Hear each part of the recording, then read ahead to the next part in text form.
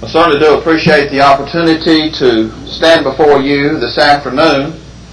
I know that this is a difficult hour because this is about time I get my nap. And so I appreciate you being here and studying from God's Word with me. Last year when I spoke, I mentioned our association with Brother Paul Brantley and how that we were in Russia together and on the fourth floor of the Twilight Polar Dawn, I guess it was, how this seagull was right outside our window at 4 o'clock in the morning, and the lampshade around that was beat up. It was on top of a lamp, an outside street lamp, and the cover of that was beat to pieces.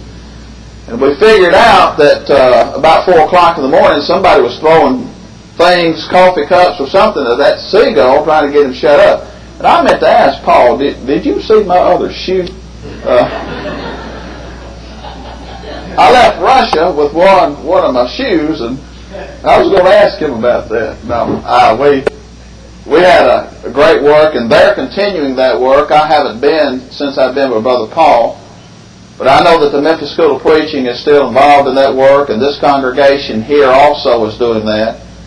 And they're doing such a tremendous work over there. You will not believe the accomplishments that they're doing. And I hear everybody saying that the doors of Russia are closing.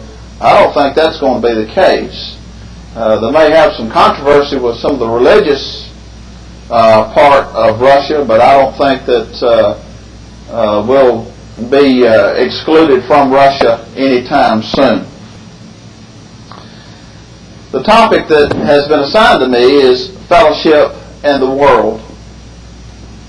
Let me say just right off the start, I believe that 99.9% of the problems in the church today involves worldliness.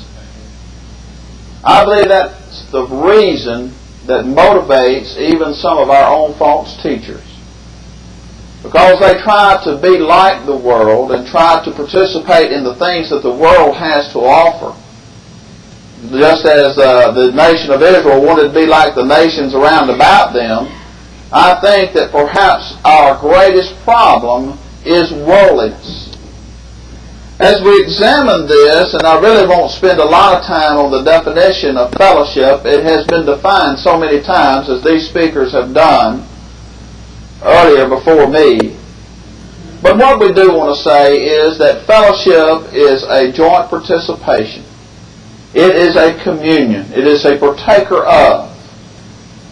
And thus, the fellowship in which we have of the local church and of others is a joint sharing together for the cause of Christ in saving souls. If we preach the gospel throughout the world, we do it hand in hand. If we teach in the local community, we have to be involved one with another. And certainly we have to have fellowship one with another. And we're not talking about weenie roast and marshmallow roast and hay rides and things like that. But we're talking about serving the Lord and preaching the gospel. That's fellowship, one with another. And so as we study this, we want to look at several passages of Scripture, beginning in 1 John chapter 2 and verse 15. There it says, "Love not the world, neither the things that are in the world. If any man love the world, the love of the Father is not in him. For all that's in the world, the lust of the flesh, the lust of the eyes, and the pride of life, is not of the Father, but of the world." I believe that in 1 John 2, verse 15, there are two key thoughts there, two key words. That is love and world. When we talk about love, of course, we often talk about the agape form of love. And of course, the Greeks have several different words for what we use as love. They have probably 6 or 7 different meanings for love. But the agape form of love is that highest form. It is the servitude love. It's that we love our enemies in that we will care for their needs. that we love our neighbor, that God so loved the world. It wasn't a warm, fuzzy feeling, but it was the highest form of love, the servitude love. The other word that we often use is phileo, which is the friendship kind of love. But when John says, love not the world, he means by this that we should not set our affections, our hopes, and our desires into the world. That when we set our affections and our hopes and our desires into the world, then those things are not of the Father. They are of the world. And so love is a very key passage, and we often misunderstand it, at least some misunderstand that word. That this is a devotion, this is a giving all to these things, or to someone, or to something. In the manuscript, there are probably 8 definitions of the world. There are several definitions of love that perhaps are there, but we want to talk about those things that apply to this verse and apply to worldliness. The world has several different meanings. It could mean the earth. It could mean humanity. And it also can mean the philosophies and the ideas of the world. But when John says, love not the world, he wasn't talking about the earth. He's not talking about the dirt and the soil and the stars. Because in Genesis chapter 1 and verse 1, in the beginning God created the heavens and the earth. When we read down through Genesis chapter 1, we see that God saw that it was good, and then it says that it was very good. In Acts chapter 17, when Paul's standing upon Mars Hill and preaching to those people there, he says that God who made the world and all things that are therein, that He is both Lord over heaven and earth. Well, John's not talking about the earth, that is the soil. And he's not talking about humanity. Jesus says that the greatest commandment was to love the Lord thy God with all thy heart, with all thy soul, with all thy mind. And he says the second is likened unto it. Thou shalt love thy neighbor as thyself. He's not talking about humanity. John's not. Because the Lord says that we have an obligation even to our neighbors. When we see in Galatians chapter 6 there that if a brother be overtaken with a fault, that we are to convert him or to restore him, well, that's a love of humanity. And so in looking at this, we understand that he's not talking about human life, and he's not talking about the earth, but he's talking about the philosophies, the ideas that the world has to offer. In all of these things, they have mentioned several different definitions of love, and certainly Strong's definition to love in a relation to a person is to dearly love or to welcome, to entertain. But we should have a love for humanity. That's the Great Commission. That we are to go into all the world and preach the gospel to every creature. We ought to take that personal. Now, we may not be able to do that by ourselves, but we can send somebody to do that. We can preach the gospel through various means and through other individuals and to support that work.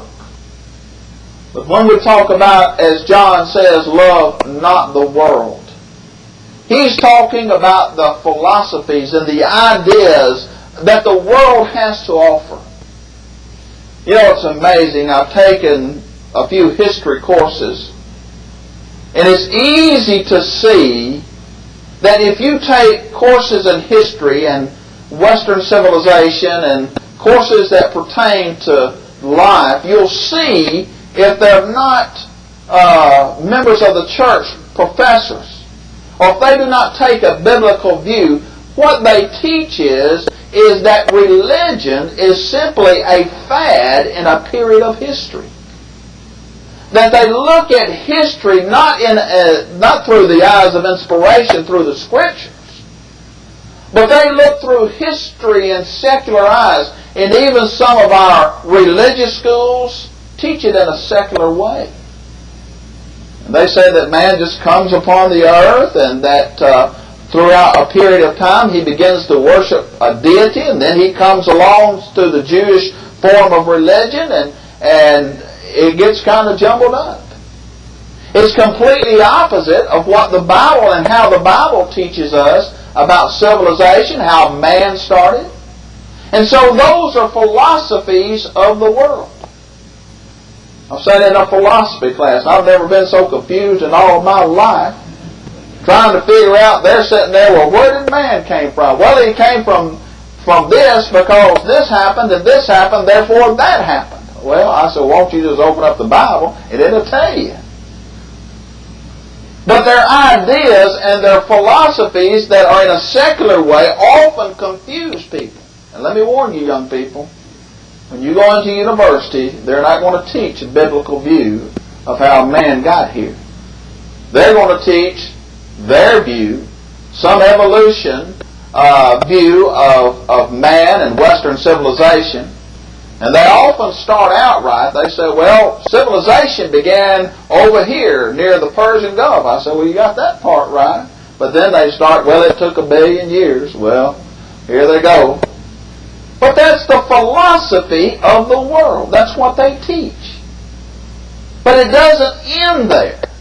It continues in speech and in dress and in mannerism. That the world has their own code or own system. It's very discouraging at times to look out into the world and find no standard of morality, to find nothing that agrees with the Bible, that we are behind the times if you're a religion. Religion is for people who are weak and for sick people. That's what many of them teach. But when John says, love not the world, neither the things that are in the world, he's also talking about the material things of the world. There have been many people that have lost their souls over the material things of the world. Whether it's fame, whether it's fortune, whether it's stardom, whatever. People have lost their souls. And John warns us. Now, most of the speakers here this week will talk about how that we ought not, or that we should have fellowship one with another, and the kind of fellowship. But there is a fellowship that is forbidden, and that is the fellowship with the world. The philosophies, the ideas, the things in which the world teaches and develops, their schools of thought and their ideas. We see that the world has certainly their own standard. In Mark chapter 8 and verse 36, Jesus says, what shall it profit if a man shall gain the whole world and lose his own soul? Or what shall a man give in exchange for his soul? Now in that time when Jesus spoke, these people, most of these people were very poor. They didn't have much. Many of them followed Jesus from countryside to countryside. Sometimes they would receive a meal on 2 different occasions that we know of. They were fed. But these were the common people. These were people who had no possessions, no things. But he tells us that what is it worth if a man shall gain the whole world?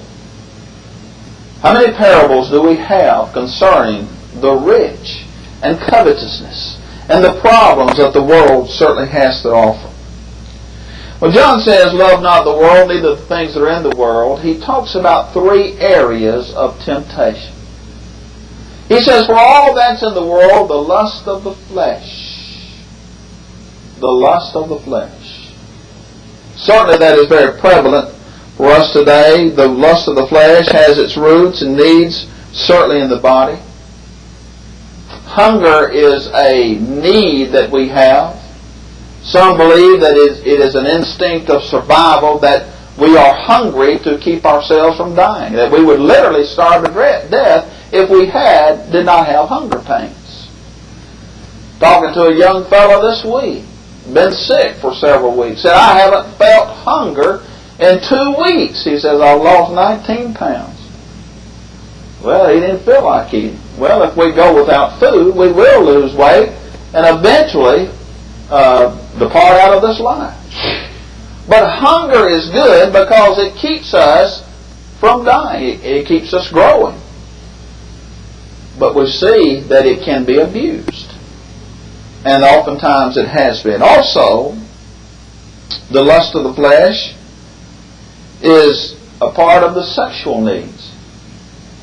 In Genesis chapter 2, when God made woman for man, Adam said, this is bone of my bone, flesh of my flesh, therefore she shall be called woman, for she was taken out of man. Therefore shall a man leave his father and his mother, and shall cleave unto his wife, and the two shall be one flesh.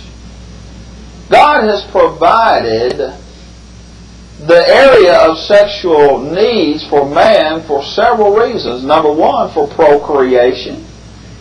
Number two, for the pleasure of the husband and wife. Hebrews chapter 13 and verse 4. The bed is undefiled, but whoremongers and adulterers God will judge. There is limitations to what God has set. And then when those go outside of those things. But you know what the idea of the world? If you turn on the news, you turn on the talk shows, you turn on the sitcoms at night, they talk about sexual indulgence as though it is the first right of man or woman. They talk about it as though that is what we are living for. And I guarantee you this, that you can turn on a show or a sitcom any night of the week, and if sex is not mentioned in some form, there's something wrong. It's a Discovery Channel, I suppose, and they're trying to work that in that too. But you look at that, the lust of the flesh, the desires and the needs of the flesh. God has placed limitations on those things. Then there's the lust of the eyes, as John talks about. In Matthew chapter 5, verse 28, Jesus says, whosoever looketh upon a woman to lust after her hath committed adultery already in his heart. Well, what's happened? It is the lust that is triggered by the eye, by the sight. And you know something, the very next verse, Jesus says, if thy right eye offend thee. Wonder why he said that. That's where it begins, with the sight. Why do they sell so much pornography on the newsstand, on the internet, whatever? Because of the lust of the eye. We see that things look good, but that doesn't end with sexual content. People driving down, they see a big display of boats or cars or whatever. Anything that draws us to that area triggers our lust for those things. Then he talks about the pride of life. Pride, I believe, is the downfall of the church in some areas. Let me put it like this. I believe that false teachers are lifted up with pride to where they're not interested in what God has to say, only interested in their needs. The pride of life. I heard one of my instructors say at the Memphis School of Preaching when I was there almost 12 years ago, trying to talk to Rubel Shelley and try to get a debate with him.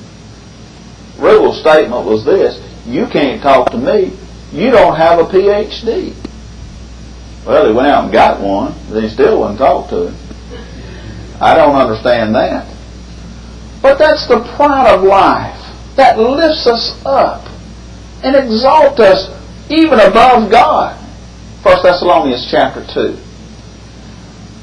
You know, there are many examples. In fact, Paul said in Romans chapter 15 and verse 4, He said, whatsoever things are written aforetime were written for our learning, that we through the patience and the comfort of the Scriptures might have hope.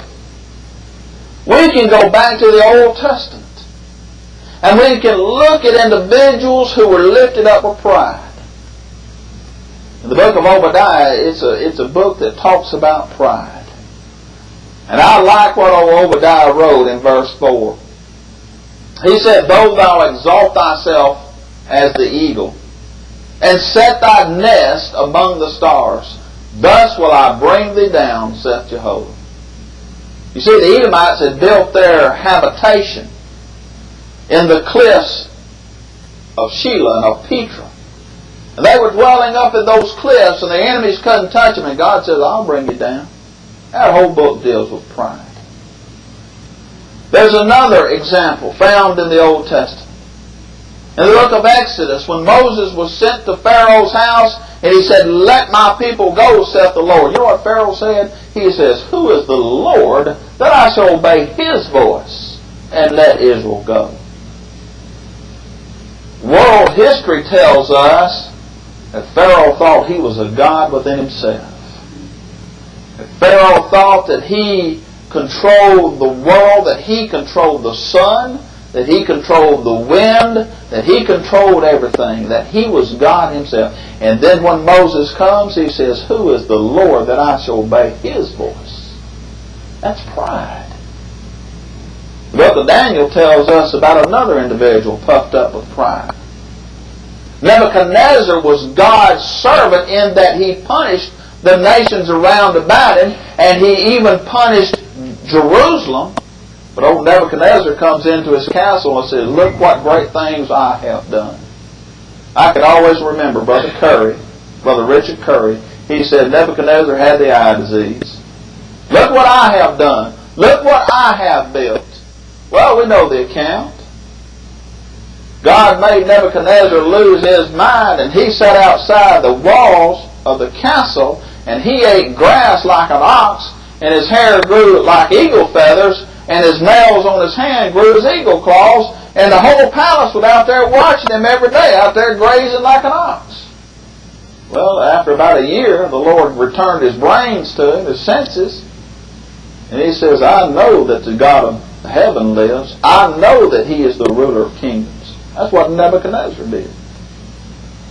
But pride often has a way of puffing us up and blinding us certainly to the truth. And so pride also causes doctrinal error. We mentioned this, but let's turn over to 2 Thessalonians chapter 2.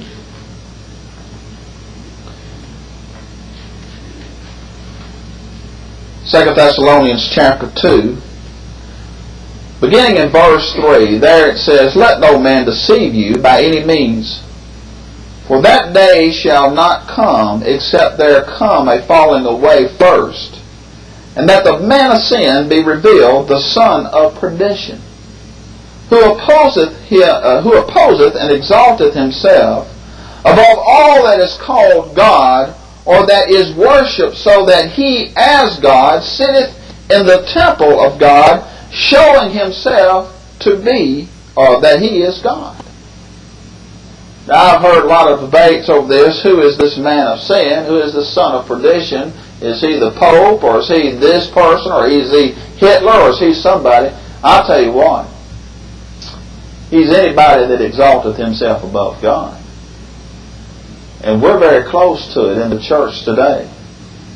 With some of our apostates, some of those individuals who claim to know more than God and is going to tell us how we ought to be living as a Christian and who we ought to be accepting in fellowship. We're coming very close to that. And so as we look at these things, we understand that pride, that the lust of the eyes and the lust of the flesh are things of the world. And the more we are involved in the world, the more we are overtaken with the problems, certainly, of the world. But what we want to realize is that, first of all, fellowship with the world makes enemies with God. The fellowship of the world makes enemies with God. In 2 Samuel chapter 17, there is a young boy who set out to do a man's job.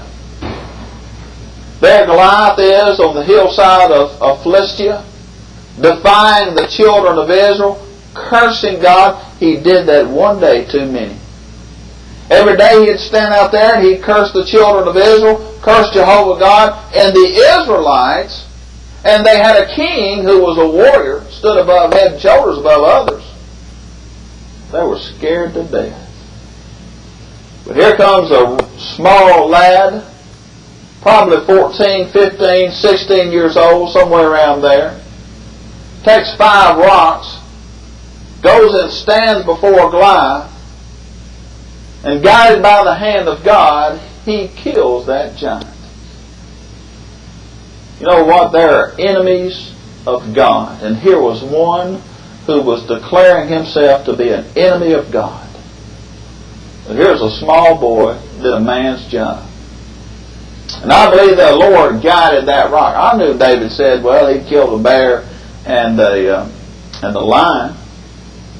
But I believe the Lord had a hand in that.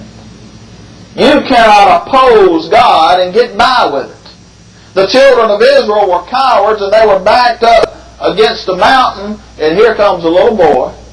I say a little boy, a young lad, and he didn't have a spear, didn't have a sword, but he stood against the enemy of God. You know, no matter how insignificant we may feel that we are, as long as God is on our side, we can face anything. Paul says, I can do all things through Christ Jesus, which strengtheneth me. He was in a Roman prison when he said that.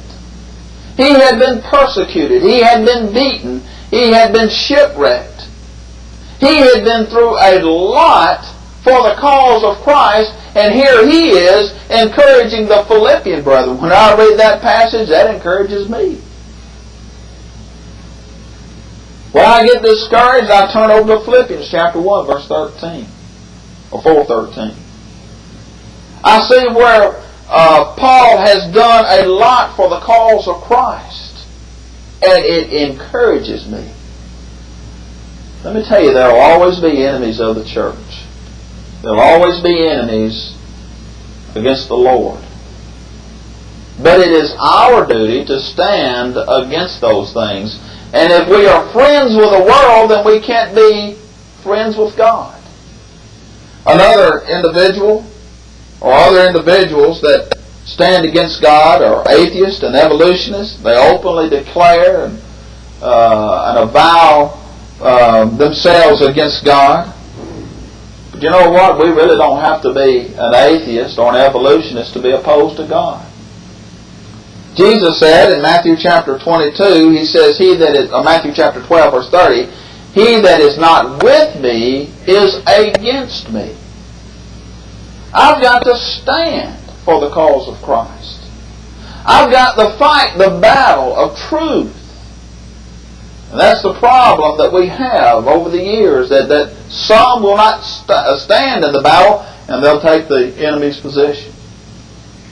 But we see that fellowship with the world makes enemies of God. In James 4 and verse 4, ye adulterers and adulteresses, know ye not that the friendship of the world is the enemy of God? Whosoever therefore will be the friend of the world is the enemy of God. It is impossible to be a friend of the world and a friend of God.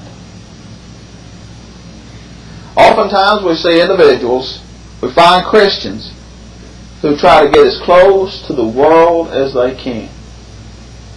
They want to live right there on the world. They want to dress the way the world dresses. They want to talk the way the world talks. They want to have the habits of the world. They want to be just like the world, but they want to be in the church too. They know what is right, and they know what is wrong. But yet they want to live as close, and they want to get those feet right on that edge. They're afraid they're going to miss something. And so those who are friends of the world are enemies of God, James says. And so it is impossible to do that. But also, we see that the fellowship of the world tells the location of the heart. When we fellowship the world, that tells us where our heart really is. Jesus says in Matthew chapter 6, "Lay not up for yourselves treasures upon earth, where moth and rust doth corrupt, and thieves break through and steal. Lay up for yourselves treasures in heaven, where neither moth nor rust doth corrupt, nor thieves break through and steal. For where your treasure is, there will your heart be also." When we lay up treasures for the world, and want to be like the world, want to fellowship the world, that tells the world where our heart is. It tells others where our heart is. Paul said in Colossians chapter 3, verse 1 through 5, he says, "Set your affections on things above and not things on the earth." Paul was talking about how those Colossian brethren were looking at the earthly things and the things of the world for their salvation. He says, get your heart off the world and look up. The Hebrew writer says, looking unto Jesus, who is the author and the finisher of our faith. There we see where Jesus, where Christ, is where we ought to have our eyes. Paul says that if we anchor our affections in the world, then we have anchored them on the wrong side of eternity. And then we see that fellowship with the world produces the unfruitful works of darkness.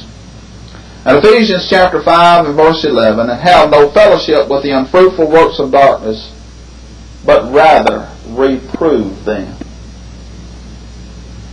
I'm not going down to the dance hall because my friends are down there. I'm not going down to the bars because there's people down there. Oh, I'm not going to drink. And I've heard this.